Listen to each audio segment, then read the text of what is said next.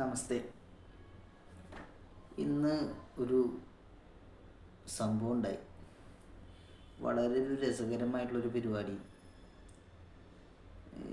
എനിക്ക് പരിചയമില്ലാത്ത, ഞാൻ എൻ്റെ ജീവിതത്തിൽ ഒരു ഒരു ഒരു പെൺകുട്ടി എൻ്റെ ഫേസ്ബുക്കിലേക്ക് മെസ്സേജ് അയച്ചത്.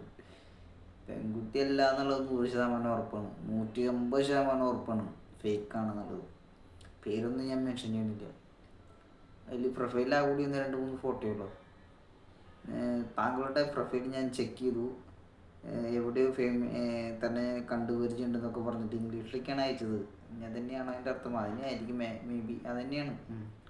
അപ്പം എനിക്ക് വന്നപ്പോൾ ഞാൻ റീപ്ലൈ ഒന്നും കൊടുത്തില്ല. അപ്പം ഞാൻ ആദ്യം ചെക്ക് ചെയ്ത് പ്രൊഫൈലില്ല.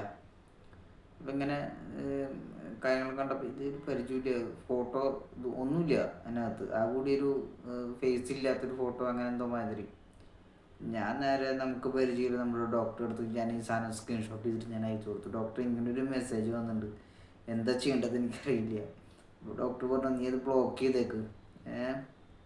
ഇങ്ങനെ കുറേ ഫേക്ക് ഐഡികളും കുറേ കാര്യങ്ങളും ഇങ്ങനെ സോഷ്യൽ മീഡിയയിൽ വരുന്നുണ്ട് എന്നൊക്കെ പറഞ്ഞു. അപ്പം ശരി. അപ്പം ഞാനും വിചാരിച്ചു ആവശ്യമില്ലാത്ത വള്ളി വലിക്കണ്ട, ഇതിലായിക്കോട്ടെ എന്ന് വെച്ചിട്ട് ഞാൻ ബ്ലോക്ക് ചെയ്തേക്കും.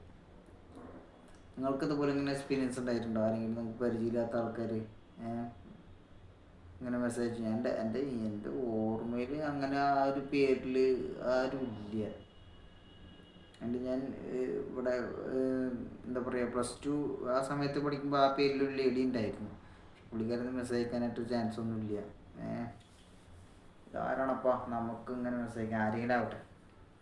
അപ്പോൾ അത് നിങ്ങളോടൊന്ന് ഷെയർ ചെയ്യണം തോന്നി. ഇപ്പോൾ പിന്നെ നമുക്ക് എന്താ പറയുക, എന്തിലാവട്ടെ, എന്താണ് നിങ്ങളുടെ പരിപാടിയൊക്കെ? ഞാൻ എൻ്റെ ഇവിടുന്ന് രാവിലെ വൈകുന്നേരത്തെ കുളിയൊക്കെ കഴിഞ്ഞ് ഇങ്ങനെ ഇരിക്കുക. കുറച്ച് നേരത്തെ പോയിട്ട് ഭക്ഷണം കഴിച്ചു.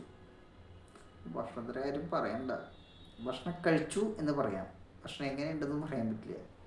അങ്ങനത്തെ ഒരു അവസ്ഥ. ഇനി നല്ലൊക്കെ ഭക്ഷണം കഴിക്കണം എന്നുണ്ടെങ്കിൽ വീട്ടിലെത്തണം, വീട്ടിൽ പോകണം. അതാണ് ഇവിടുത്തെ അവസ്ഥ. ഇപ്പോൾ പോട്ടെ, നാളെ കാണാം. ബൈ.